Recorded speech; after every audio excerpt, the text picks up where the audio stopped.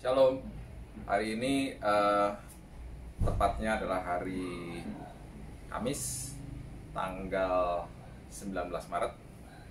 Hari ini adalah hari di mana orang-orang juga masih kebanyakan ada di rumah karena isu corona dan lain sebagainya. Minum kopi dong? Ambil aja kopi sendiri. Hah? Mau kopi ambil aja sendiri. Gue lagi video. Oh, oke. Jadi teman-teman pada kesini, keluarga lagi pada di sini, lagi pada ngopi. Kita juga tidak kemana-mana, di rumah juga. Jadi semuanya mengikuti anjuran daripada pemerintah.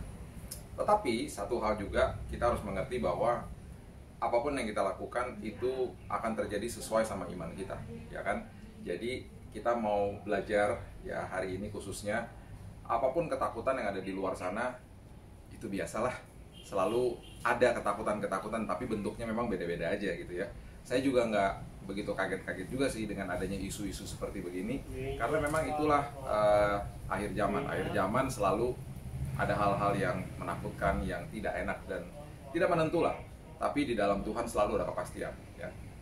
Nah, Mazmur 91 yang selalu didengungkan berkali-kali, ini adalah Mazmur yang sangat luar biasa memang ya. Kita belajar dulu ayat 1 dan 2 supaya kita mengerti maksud dan maknanya gitu ya. Ayat yang pertama mengatakan orang yang duduk dalam lindungan yang maha tinggi dan bermalam dalam naungan yang maha kuasa ya. Kalau bicara soal yang maha tinggi itu bahasa aslinya adalah El Elyon. Kalau kita bicara soal yang maha kuasa, itulah kata yang keluar yang kita sudah kenal selama ini dengan kata El Shaddai.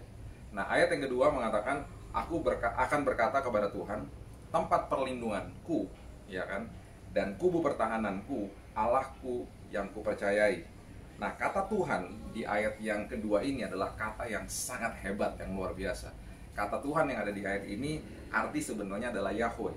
Dan arti kata Yahweh itu adalah sesuatu arti yang sangat kudus, yang sangat agung, yaitu Tuhan yang ada di dalam perjanjian kudus dengan manusia. It's a covenant God gitu ya. Berarti kan luar biasa dahsyatnya Tuhan kita ini. Tuhan yang mempunyai perjanjian kudus dengan saya dan saudara gitu. Dan kata Yahweh ini adalah arti yang paling sakral bagi orang-orang Yahudi pada saat itu. Jadi kata Tuhan yang ada di ayat yang kedua ini adalah sesuatu arti yang bermaknanya luar biasa, Allah yang berjanji.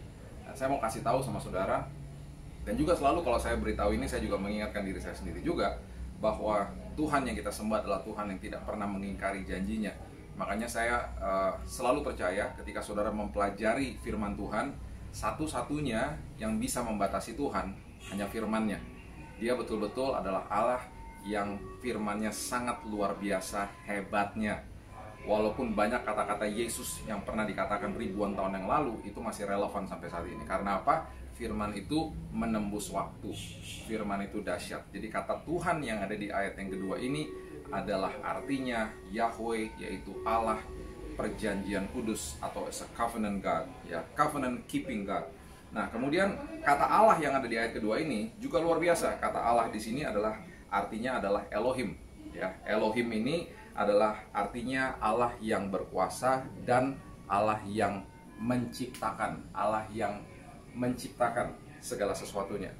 Jadi apapun yang ada di muka bumi ini, dialah sang pencipta.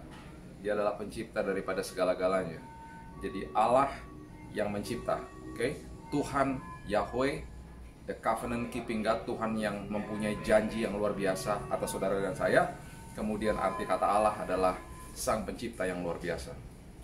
Nah, yang saya mau bagikan kepada saudara, ada tukang roti. Ada tukang roti lewat bentar. Saya kalau bawa roti jadi pengen gitu ya. Nah, tuh roti-roti ya kan.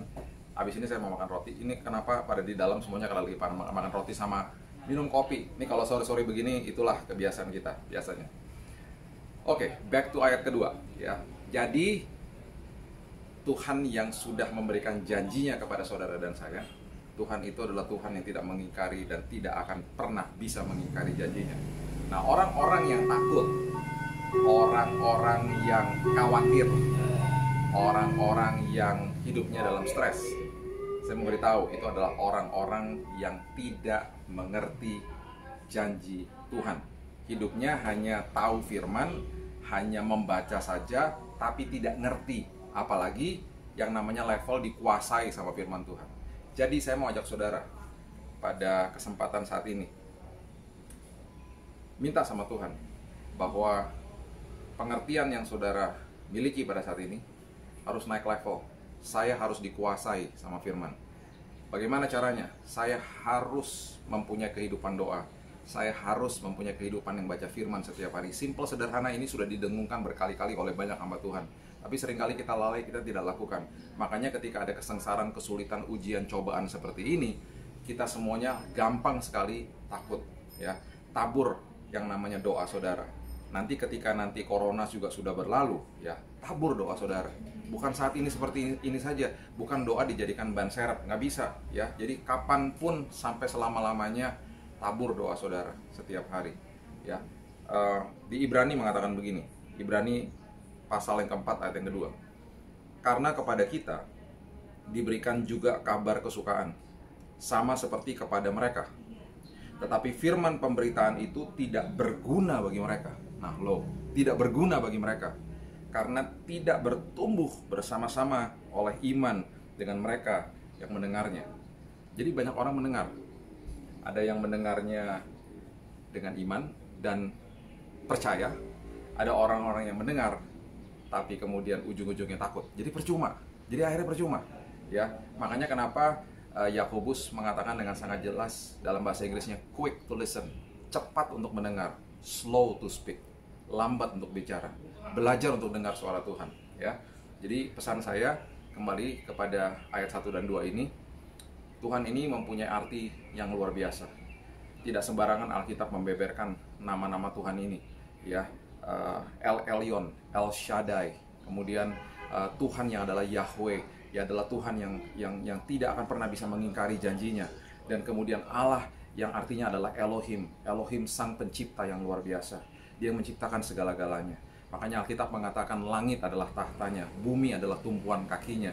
Aku memandang kepada orang-orang yang gentar kepada firman-Ku. Jadi saya percaya dan saya menasehati saudara semuanya, dengar firman Tuhan, baca firman Tuhan, hidup di dalam Tuhan, tabur doa saudara. Saya percaya bahwa hal-hal yang besar yang Tuhan sudah berikan, hal-hal yang dahsyat, janji-janji Tuhan, kita semuanya akan menikmatinya. Ingat, kita adalah anak, kita adalah ahli waris, dan kita adalah orang-orang yang punya hak penuh atas semua janji-janji Tuhan. Pegang janjinya dan hidup di dalam kemenangan. God bless you. Saya mau masuk dulu karena udah pada nunggu. Karena saya baristanya nih, saya harus buat kopi. Kalau saya nggak masuk, mereka nggak minum kopi. God bless you. Besok kita nyambung lagi. Stay safe and stay healthy. God bless you.